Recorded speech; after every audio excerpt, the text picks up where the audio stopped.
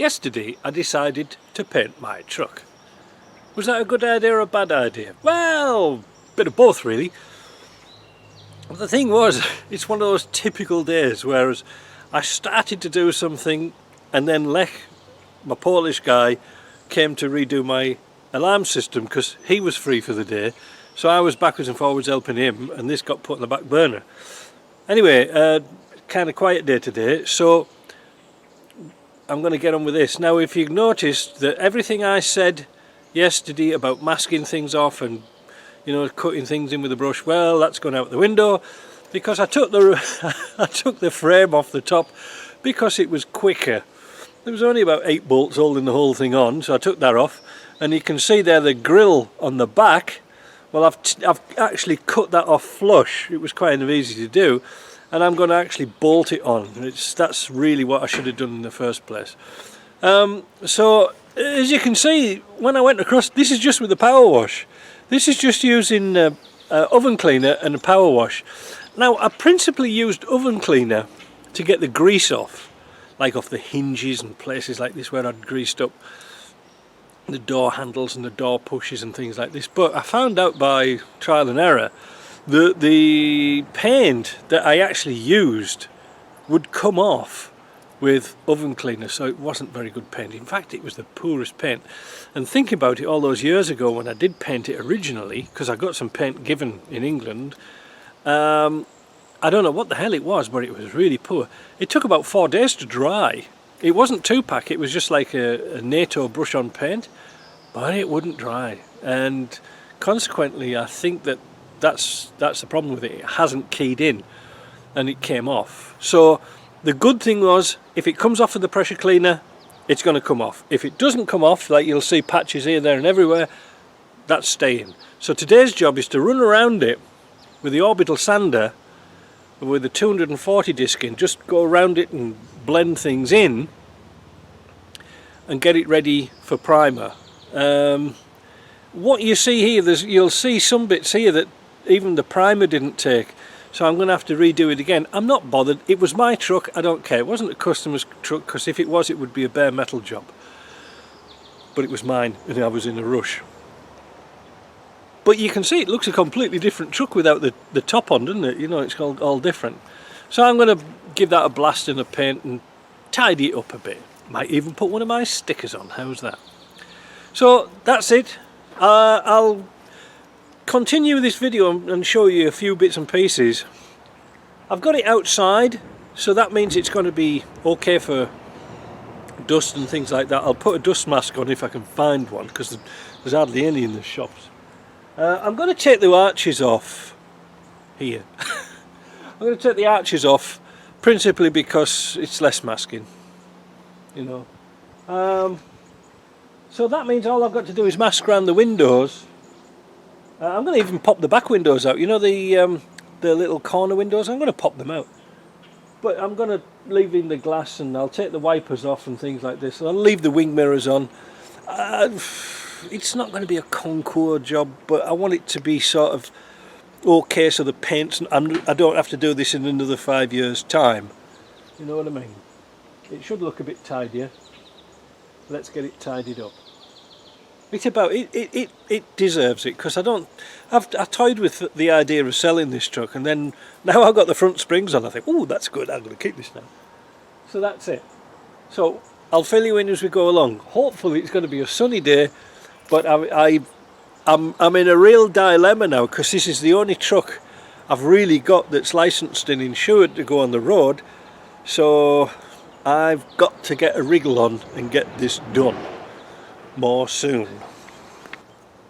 So I've been on this about an hour and a half.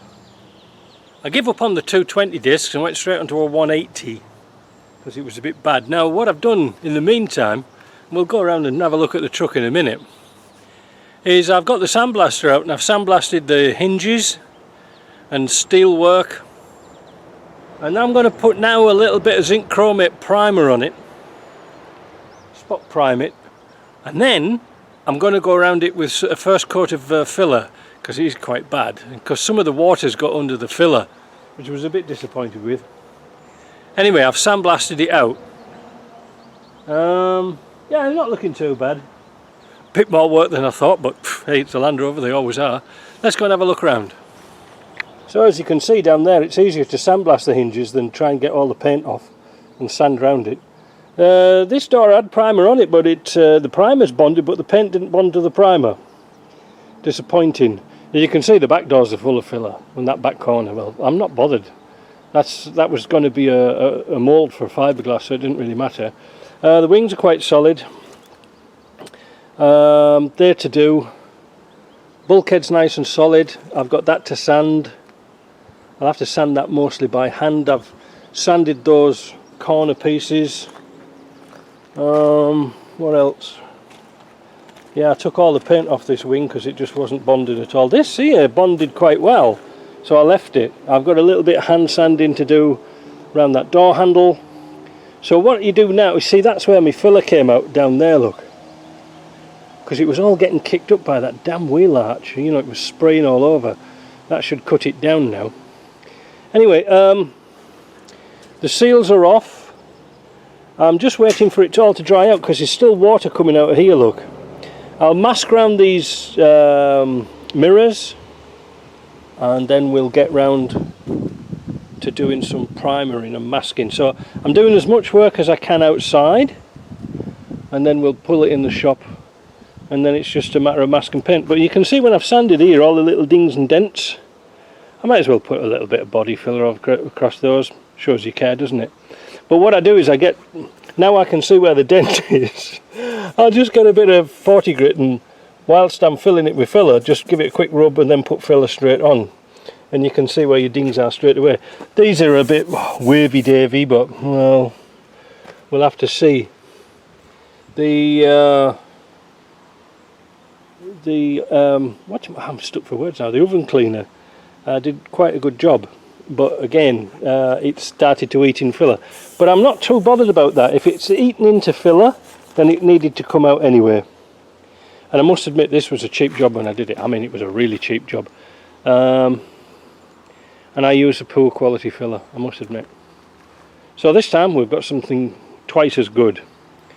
Ooh, and there's a wasp. Right, let's run away from the wasp and come back and get some fillering done.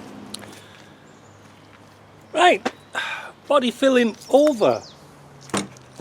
What did I use? I didn't do any filming of it sanding because it's really dull and boring. And of course there's dust everywhere, as you can see by my looks.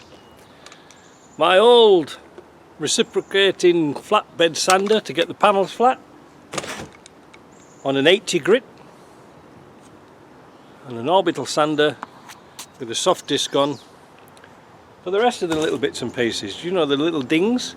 When you're doing a dent, I'm not a professional painter by any means, or bodywork man, I just picked up as I went along. But when you've got a ding or a dent that's bigger than your sander, use a flatbed one, because if you've got a small dent about the size of a 50 pence or whatever it is in your language, you'll dig in. If it's a great big dent, you'll dig in with one of these. They're not really good. Whereas the other one gives you a bit more surface area to work with when I can splutter it out. So the next thing is masking. I'm going to use proper masking tape. This is kind of cheeky, really. They call it Cantech. You think it's made in Canada, but it's made in the States. At least it's not made in bloody China. Now, I always use several rolls of this stuff. I get the narrowish stuff, get the broad stuff.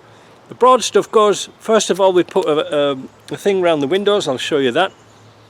And then, using this, we stick paper to the windows, not plastic. Now, you're going to wonder what I'm on about. If you use plastic bags or something like that as masking, it's good if you can get away with it in one shot, right? But if you have to go back to it and sand and this, that and the other next day, and you think, oh, I'll just do a bit of retouch, and then you get your blowgun out to blow the dust off, you'll blow off the dry paint off the plastic bags or whatever you've used, and it'll invariably stick to your paint. You know, it's sort of like magnetic. It'll sticks there and you have a hard time getting it off. So use paper. I've used plastic bag on the mirror there, but I won't be anywhere near that with the gun, if you see what I mean. So it won't get much overspray, so I'm okay with that. Yeah, apart from that, not too bad. There's a few bits I've got to touch up, but the next stage, once it's masked up, I'm going to take it in the shop and mask it because it's a bit windy and paper blows all over. Yeah, we can cover the wheels with the plastic bag because there's big areas between, you know, if we look at the wheels, whoops, a daisy, sorry about that. If we look at the wheels, there's a big area between the wing and the wheel, so there's not much chance of paint blowing off that if I have to go and retouch it again, if you see what I mean. It's a funny thing, but like I say, even in your windows, you know, use paper. You'll thank me for it. Oh, and a tip of the day, don't use newspaper. Those little, when a newspaper print goes through the machine, you'll look and you'll see some little dots, some punch marks in the paper sometime, and sometimes you leave little dots all over your window. So mask off your windows first with, you know, mask around the edges, and then you can apply your paper. Let's do that.